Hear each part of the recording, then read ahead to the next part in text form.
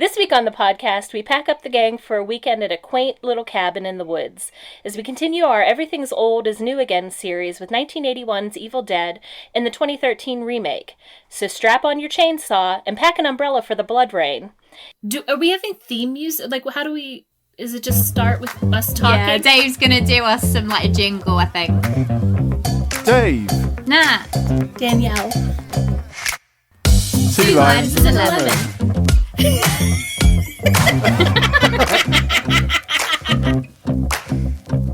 Hi, I'm Danielle. I'm hosting this week on Two Limes and a Lemon podcast, and I've got my buddies here, Natalie and Dave. Say hi, guys. Hi. Hello. So we're going to start off this week's podcast with a little warm-up like we always do and see what everybody's been consuming for the week. This could be food if you like, but, mainly it's movies, music, books, whatever you've been really into this week. So let's start off with Dave. So this week I had the pleasure of going around Natalie's house and enjoying a lovely carbonara and garlic bread. It was very nice. It was very tasty, and I would love to have some more in the future. You're just putting your order in, are you? Yeah. Have you had carbonara before? Yeah, many times. But Jason did it really well, so shout out to Jason's restaurant coming soon. Natalie, what have you been consuming? Although I imagine you've also been consuming the carbonara. Well, I did also have the, as mentioned, carbonara. We also watched, apart from two Evil Dead movies, The Heretic with Hugh Grant. Oh, do you like it? I did, actually. I think the first, 2/3 were really, really good, and then the last third was a little bit... It sort of lost its way, I felt, but I really enjoyed it anyway.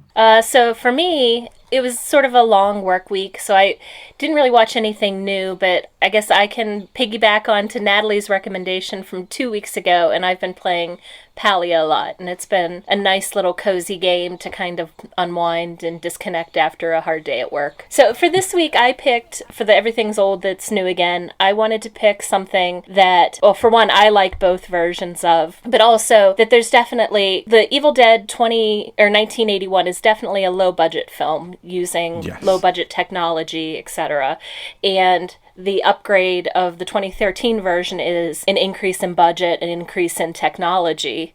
And so I thought it would be an interesting compare-contrast. Also, unlike last week with the Mortal Kombat, where it was two very different stories in the same universe with the update, this one has the same bones of the story. In both stories, you have a group of 20-somethings going to this isolated cabin in the woods. They find this Book of the Dead, this skin-covered book. I was mistaken. Whenever we did pick this, I thought in Evil Dead, the original Evil Dead, they read from the book, but they listened to a recording in the original, they read from it, or at least one character reads from it in the remake. And then all hell breaks loose as these evil, dead, demonic creatures possess the friends in the cabin, kill them, drive them crazy, try and take their souls. See, it's just like Mortal Kombat. Pretty much the same thing, but just less fighting. Exactly. It's all about the soul taking.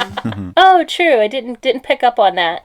So I thought we'd go around and see everybody's initial takes on it. I've kind of given mine. Love them both. How about you guys? Do you want to go first, Dave? No, you go. So I had seen the 2013 version of Evil Dead in the cinema way back when, and I enjoyed it. I'd never watched the old versions. This was my first foray into it, and I can't say I would want to watch it again, is my initial reaction. Sure, fair enough. How about you, Dave? So I think I remember watching the remake a while back. So I don't remember watching the remake, but when I started watching it earlier, I was like, okay, I think I do remember watching this. But I watched the original when I was about 15 at my friend's house. A load of us watched it together, and then the iconic tree wood scene gave me flashbacks when we watched it, going like, what the hell's going on? So for me, it's different because although I kind of agree with Nat with the original just being like very outdated and like, oh, okay, but I feel like the music and the gore did still make me feel a bit ill and sick watching it all.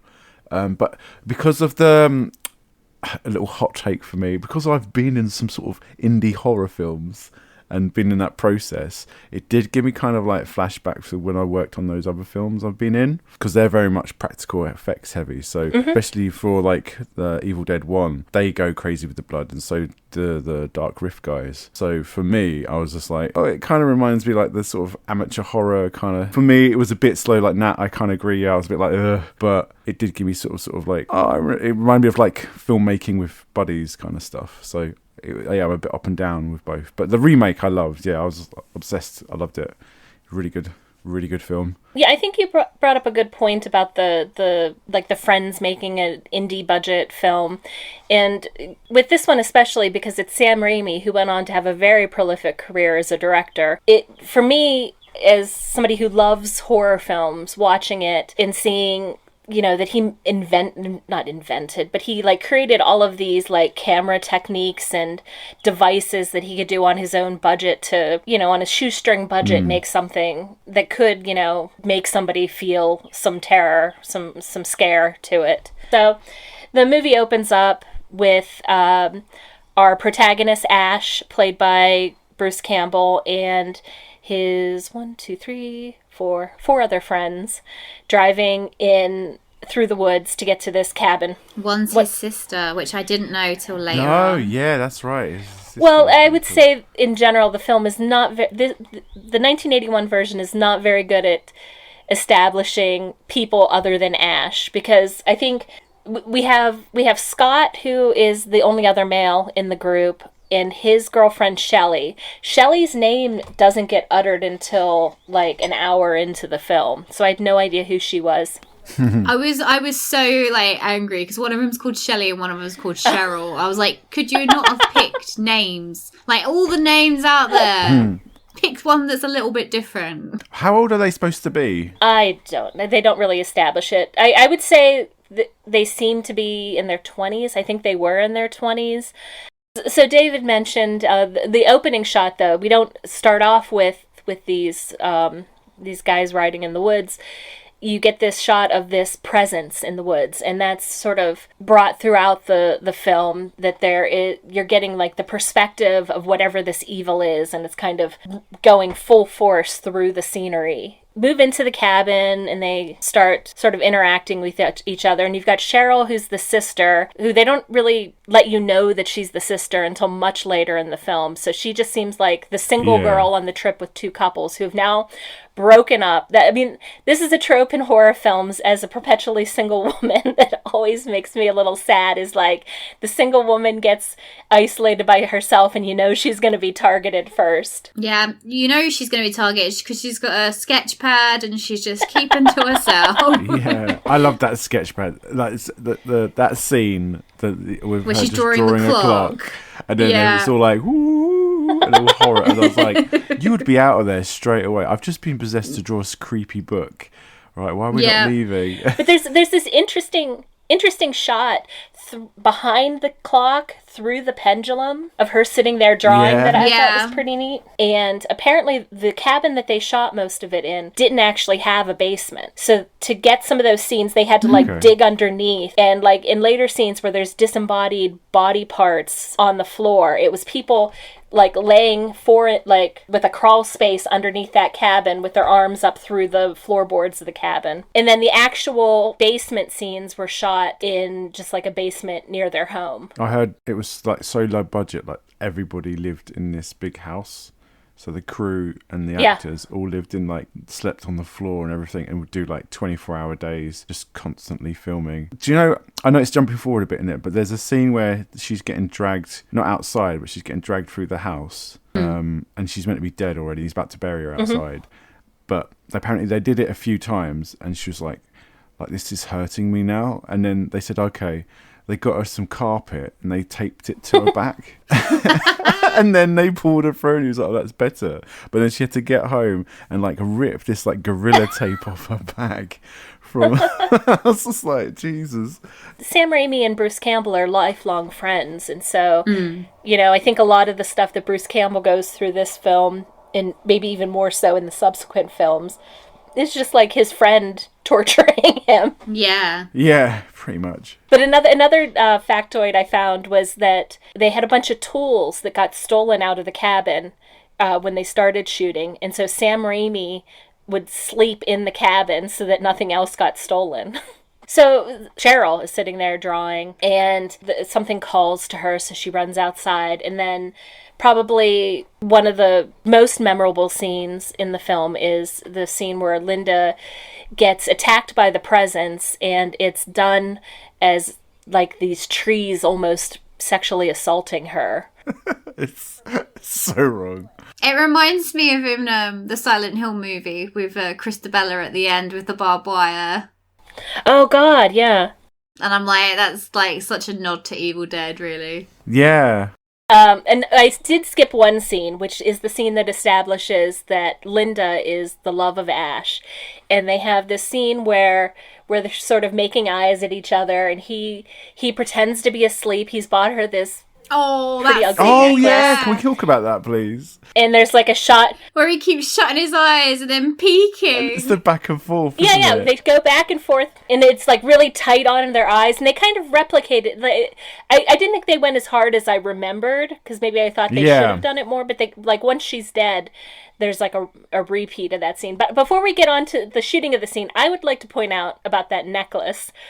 That necklace reminds me something. It's like a magnifying glass. Yeah, but it reminds me of something that a guy thinks is cool and buys a girl, and she's like, "Oh, I love it." It's has to trying. wear it all the time. Jesus, done, yeah. When it was at the end when he's burying her and it keeps going back and forth, I was like, is that the homage to what? Because I was thinking this has to be related to something. This has to be coming up later on. There's so many times it's stuck on this eye close up, and then I think they do kind of go back to it when she's getting buried. But not as much as I thought that they could have. And I think while the original scene was going on, I was like, oh, this is leading up to them bringing it back later. That's why this is so cheesy.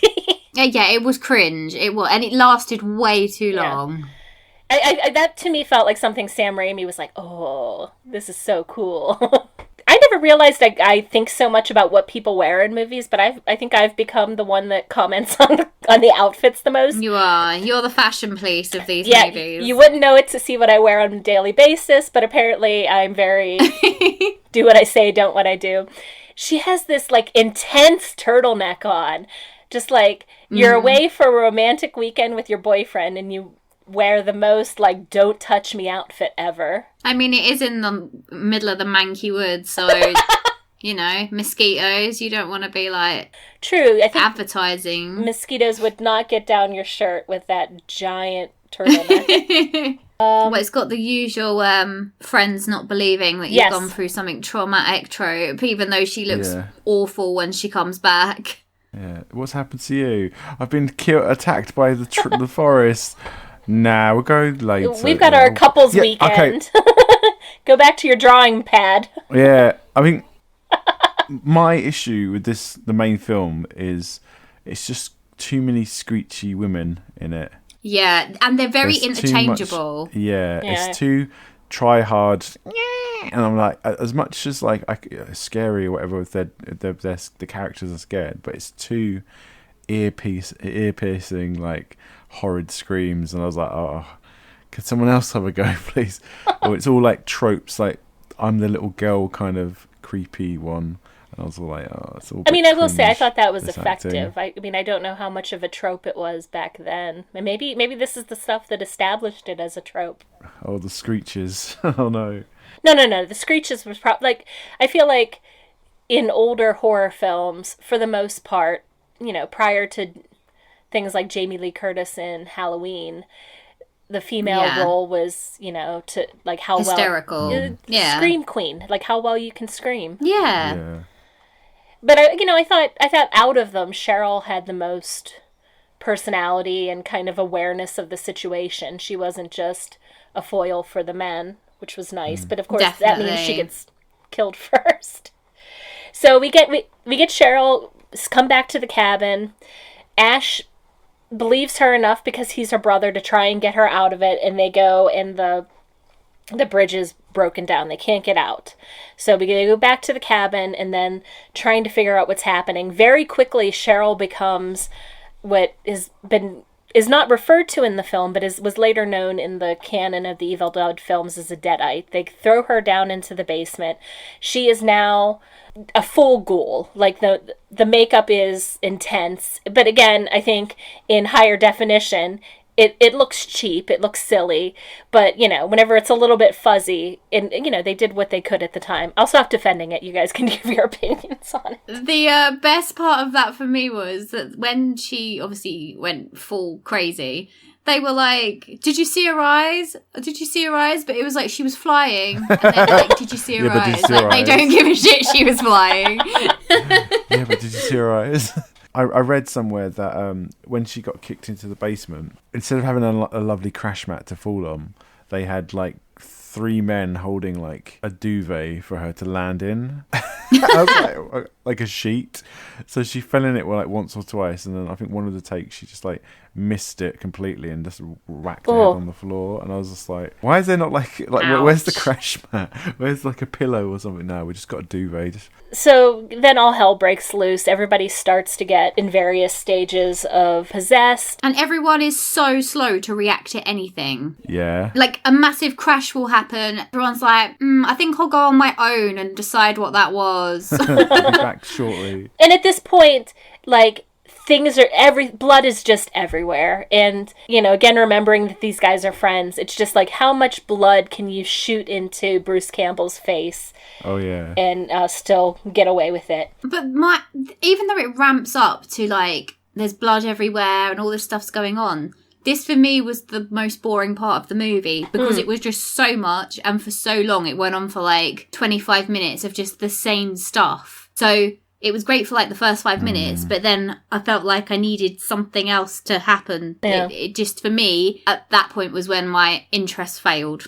To bounce off that, it got a bit repetitive, didn't it? It was very much like, okay, he's got to fight another one. Oh, they've woken back up again. I think I enjoyed that's kind of stuff that I enjoy, just like pure silly gore, like where it gets so out of hand that it's not even scary anymore. It's kind of like the relief after all of the tension. But I like the tension. Oh, sure. That's, for me, is what a horror film is. It's the tension and the shock value, but once that bit's gone, it's like when they show you the monster too early, and then you're like, oh, well, it's not scary anymore. And that was the same as this for me. But it all culminates into this.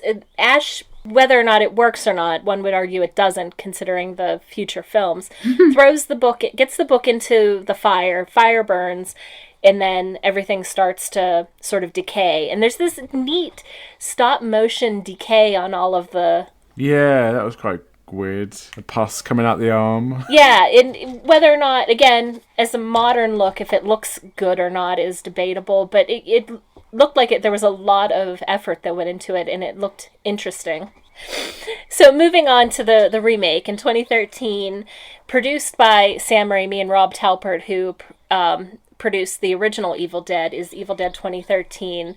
This one was directed by Fede Alvarez, who was known for Don't Breathe, and since then he's done Alien Romulus, which did really well in theaters last year. This one definitely has a budget upgrade, technology upgrade, and the actor upgrade. I mean, from the intro, yeah, it's a completely different tone. Love the intro. That, like, burning scene, yeah. I would say the cabin's great in that it's so similar to the first one. Yeah. Very Down much. to the porch swing. Banging on that wall. That was one of the, I didn't mention it, in the original, one of the, like, low-budget creepy shots is they come up to the cabin, Scotty goes to find the key, and the porch swing is hitting against the porch rhythmically, and then as soon as he opens the door, it just stops. Yeah, but see, that was a good thing, because it built up that tension. That film could have been a good book. Yeah. I feel like it would be better as a book than a film. But also, if a porch swing was doing that and I hadn't actually got in the house yet, I think I'd be inclined to just turn around and leave. I think I would have reached over to stop the porch swing. Beforehand, yeah. Or disconnect it, because you'd be like, well, that's going to keep us up all night if we have a little bit of wind. Yeah, definitely. I thought of that. I was like, Natalie would have been like, right, first things first, to get rid of this stupid chair. Get me a screwdriver.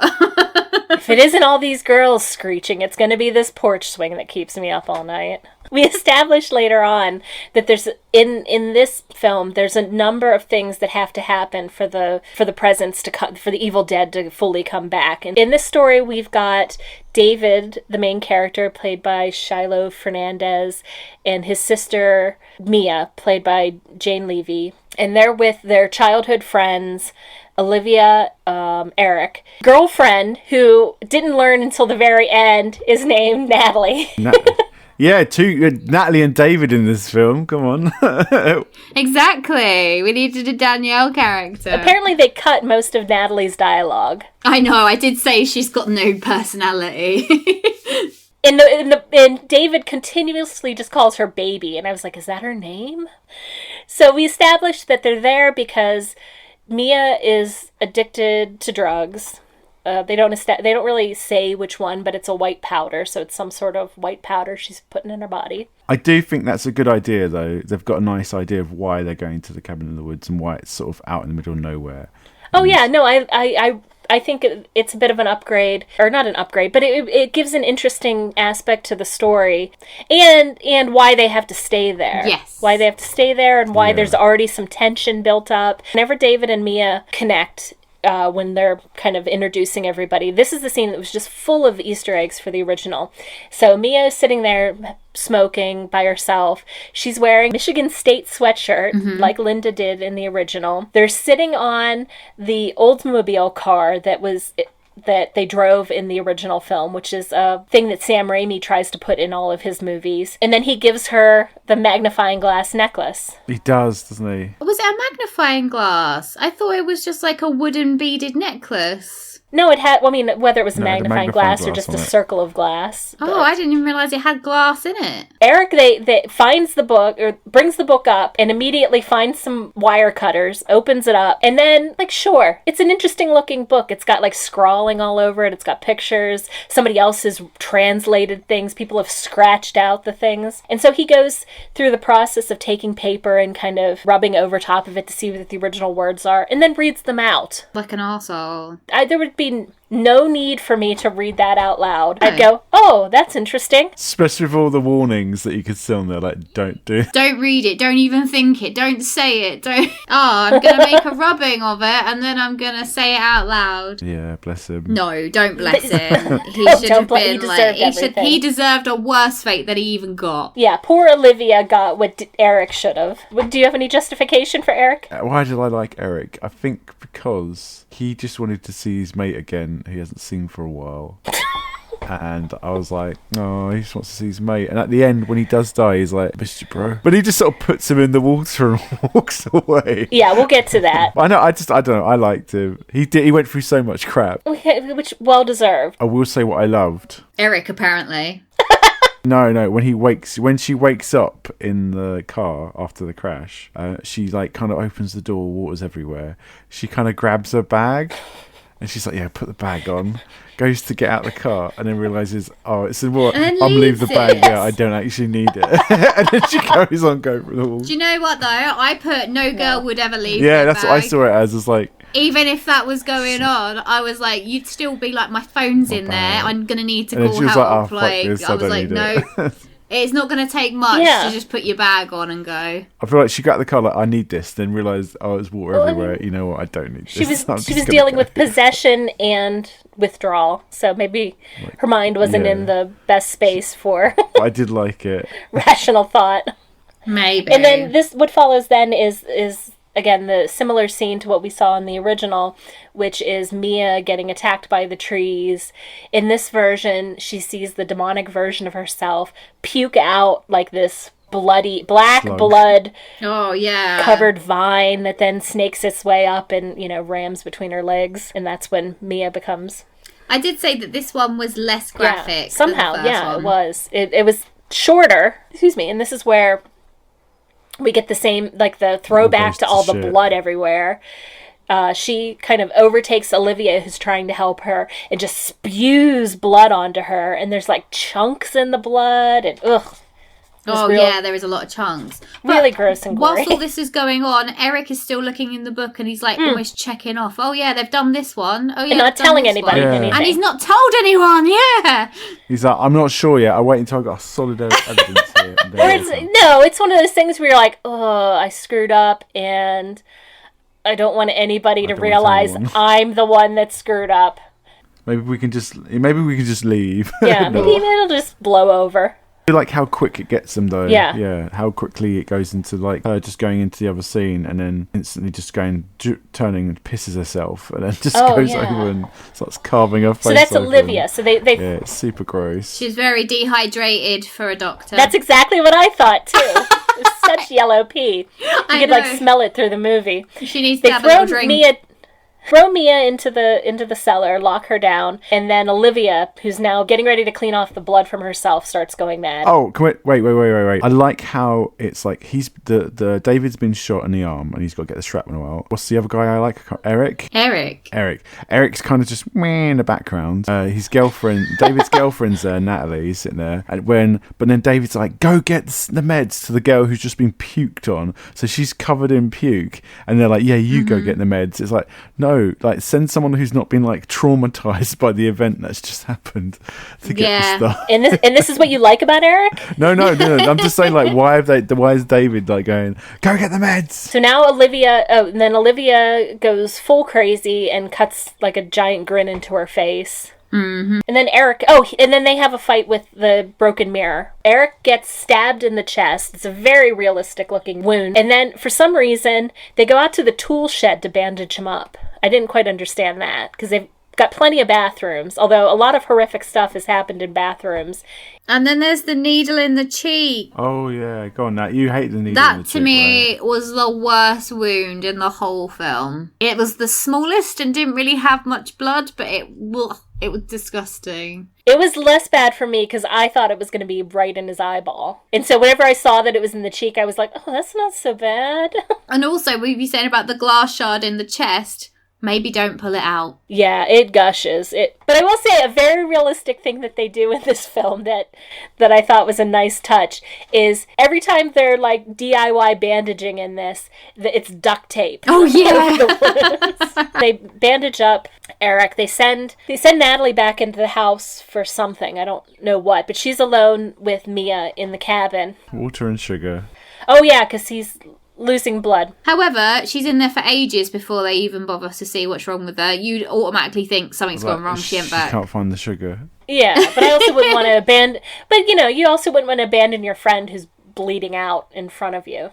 But by this point, they know he's read the book, don't they? Maybe, I don't know. I don't think so. Maybe that's when they're having that discussion. Whenever he explains it to him, maybe because they go from being in the tool shed to Natalie in the cabin, and Mia starts talking to her, and she's like, "Why are you doing?" Again, just like the normal voice to her. Natalie goes to let her out, and of course Mia becomes evil again. And this is where an interesting difference from the original. The original is always this demonic force coming out. In this one, Mia says, he's not going to let you stop. So there's some main evil entity, that's controlling... Yeah, that's controlling the overall evilness in this. In any case, Mia becomes very animalistic and bites Natalie's hand. Natalie goes to wash it off. Another very, visceral scene where she's, washing her hand. Oh, that's whenever this happens. They come back in the cabin. While she's washing her hand is whenever we get the exposition scene from Eric finally telling David about what's going on. But she's washing her hand and she's, squeezing out these, Squeezing, little leeches, they look like. And then her hand becomes transformed, and so she cuts off the arm herself with a old-fashioned carving knife, electric carving knife. Before, though, when she's down in the basement with Mia, we have the nice little box knife cutter tongue scene. Oh, she gives that good old lick, doesn't she? Yeah, cuts her tongue right in half, which again gets fixed up by the time we're at the end of the film. So Eric finally tells David what's going on. He's like, I'm dying. Somebody else needs to know what's happening here. We learn that this this evil presence needs 5 souls to become unleashed. What luck, we've got 5 people in this cabin. I felt like, the law's much better explained in this one. You feel like that you know what the purpose is, you know why it's happening, whereas in the first one it's all a bit up in the air, which I know is like good for intrigue and mystery, but this one feels like there's like a set rules of what's got to happen sort of thing. Yeah, and it's an interesting set of rules because it's like very gruesome things that need to happen at each step. So with killing Natalie, Mia is now out of the cellar, and the nail gun first. Natalie becomes possessed. Oh, yeah. Has a nail gun and starts shooting everybody with nails. Eric gets his due. Like, it's very tortured at this point. I think somehow Eric gets the nail gun and shoots Natalie in the face. Oh, yeah, later on when she crawls up on his lap and she's like, my face really hurts. How? Flop. It's like she's got like no arms at that point and she's like, my face hurts. I believe that's when he breaks out the duct tape again for some more wound healing. Yeah, let me get the duct tape out. Resident Evil 7 it. So I think at some point they're down in the basement again because Eric has like there's another like, oh, I thought Eric was dead, but he does something that saves David, and then he dies. And then this is where, to bring up the point, like his friend has died. I think like there's a stoop behind you. Couldn't you like push him back to lean against his dead body against the stoop? Instead, he like very slowly submerges him in the water of the basement, his dead body. Maybe he's washing away Eric's sins, which there are a lot of. I don't really think that's fair to say, Natalie. I feel like Tough. You're blaming too much on poor Eric. I'm sorry, who else in the movie is there to blame? He's got nothing else to do. He needs the plot to progress. Eric is kind. He tries to help them in the end. I did write that he's too sassy for someone who's caused all this. He's like still cracking one-liners. Yeah, see, he's trying to keep up everyone's sort of happiness. I know. He's a catalyst. He's not the villain. He is the villain. He's not. Of the human beings in this, he is the villain. Yes, he's the one he reads the book. Sure, like okay, he reads from the book, but he's not evil. He's not evil. He's not good though. I didn't say he's evil. I just said he's a moron. He's not the villain though. He is the villain. He pays the hard price as well. If you want to. So did Grandpa. What did Grandpa read the book? That's what my notes say. My notes of like why Eric is good. My God. He pays a hard price for his spirit, and you could tell he kind of feels deeply about it, guilty. Yeah, about probably it, because he got like, shot and like stabbed. That's why he feels badly. Yeah, once about he it. is almost dead, then he steps up. But he steps up. He fights back. He helps the others. Yeah, then he redeems himself a little. He sacrifices himself. There you go. He's not the final boy, but he's the emotional glue that holds the first 2 acts together. No, he's not. Emotional glue. But if he didn't do that, then it would just be a film about someone going through their cold chicken. Not cold turkey. It's cold turkey. So we move to... David finally looks at the book and sees that there's like 3 ways to kill somebody infected.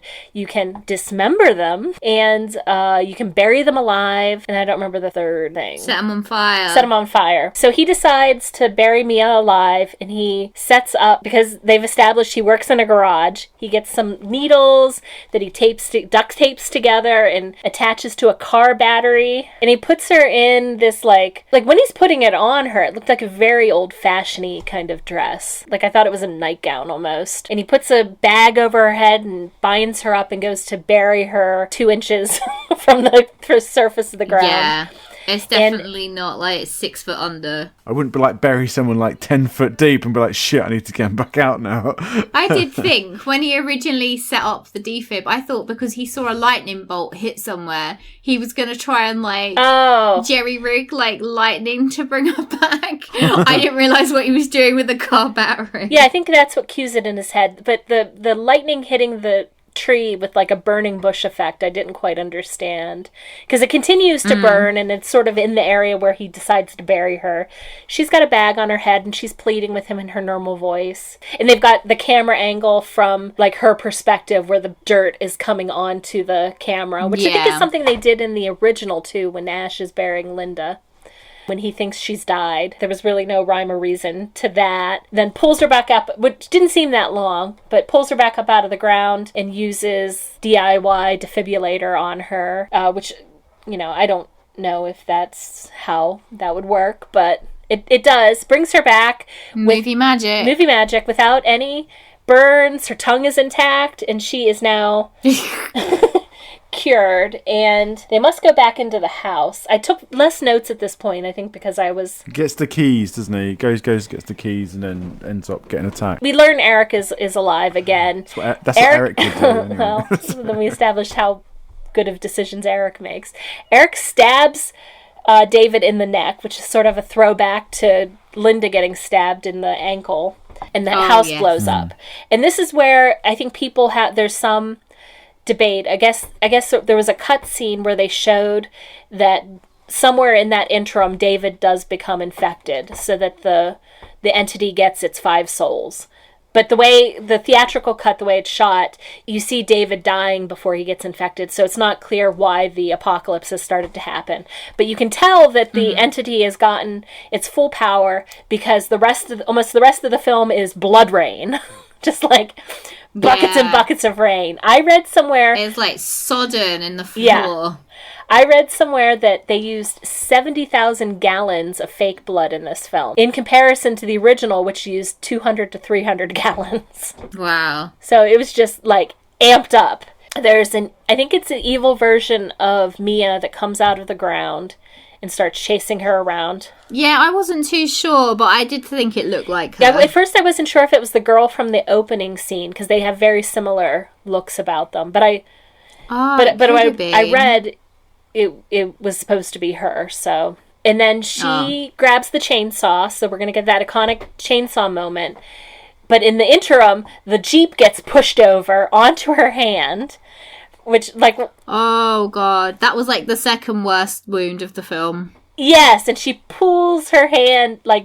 Rips her own hand off. It's not even cut off. It's literally just, ripping flesh. And then uses the chainsaw on the demonic version of herself. And then that's the end, right? Then off she goes. And then that's what made me think, oh, is it, like, she playing the character at the start? And I was like, oh, no, that was somebody else. And then I'm like, how do you explain this to the police? You don't. You just keep walking. At the very last beat of the film, you see Bruce Campbell as Ash kind of turns to the screen and says groovy, which is like his catch line post like Evil Dead 2 and beyond. And so I guess the original idea was they were going to have Mia end up in the medieval ages with Ash. But that all got scrapped in favor of Evil Dead versus Ash, or Ash versus Evil Dead TV series.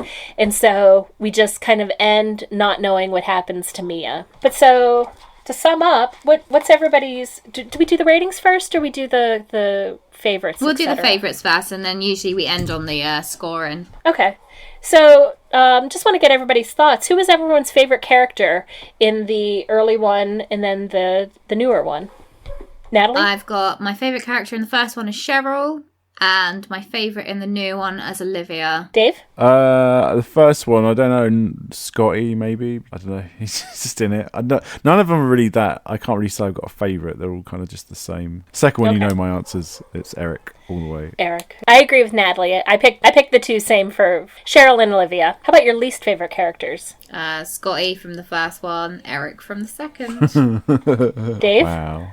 All of them in the first one, and Grandpa. How dare you? No. You have to pick somebody. You can't pick Grandpa. I don't know. I like them all. To be fair, they were all great. My least favorite in the original was Linda. I thought she was just like a romantic foil. And then in the later one, Eric, no doubt about it, was my least favorite character. Poor Eric. How about favorite scenes? I came up with the decomposition scene just because I could appreciate that was an interesting take on how they did it. Mine was when they crossed the bridge at the start. I thought you were going to say when the credits rolled.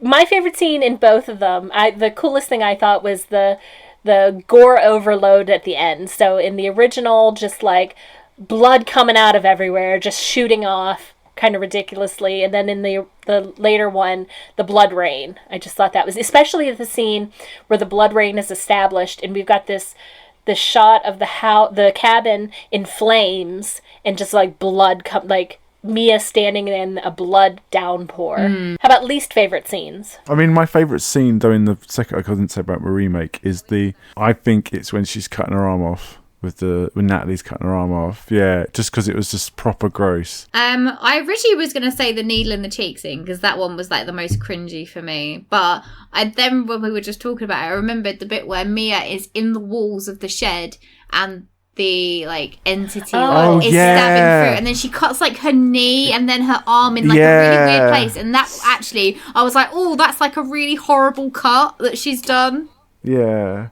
It's because it's a slow pull back, isn't it? When it's like slicing up her. Yeah. Yeah, and actually, as I was talking about, I was like, actually, that was good. Like that made me feel. Yeah, but stuff like that in those kind of films, it's like the knife will go through or whatever on the machete, but it won't ever attack you. It's more for the scare factor. But that was actually like causing damage and like hurting them. So I was like, oh shit. Yeah, I thought that was really good. Yeah. Yeah. Some good shots. Yeah. So let's go around and give our ratings. Who wants to start? I'll go. 1981 version, I gave 2 out of 5. And I gave the second one 4 out of 5. That's good. I'm going to say 1.5, maybe 2 limes out of 5 for the first one. Mainly because it was just a bit long. Even though it was an hour and a half, but it felt longer.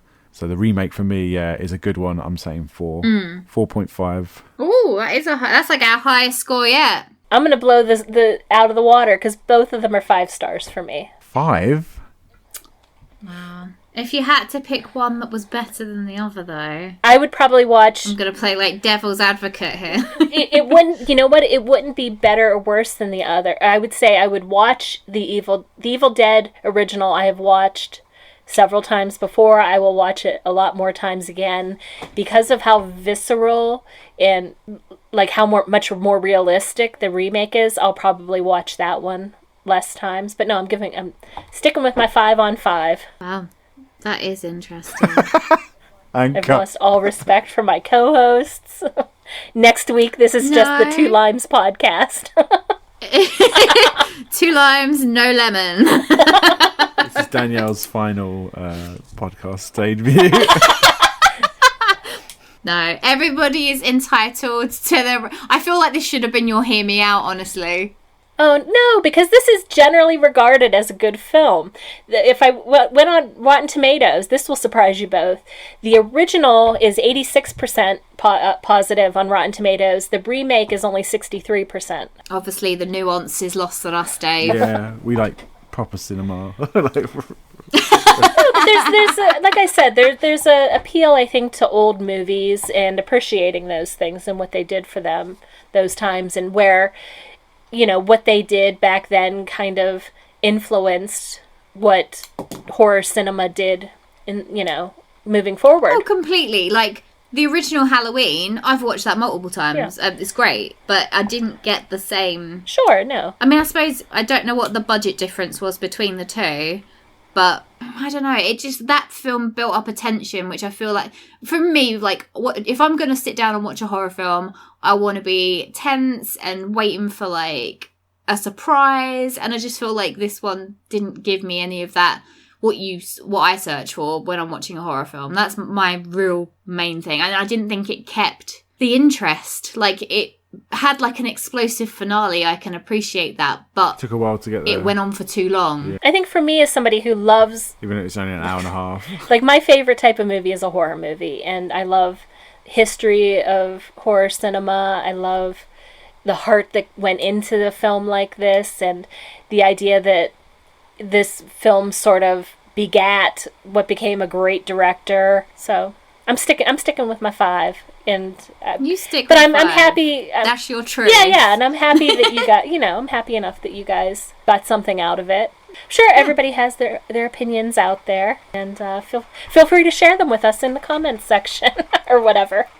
Yeah, exactly. I'm just looking forward to seeing what one Dave comes up with next week. Oh, yeah. double feature. Again, another Hear Me Out next week. No, So I think not a hear me not. out. Another Everything Old is New again next week, where it'll be Dave's pick. So I think with that we'll say our goodbyes. So Goodbye. catch you on the flip side. See ya. Bye.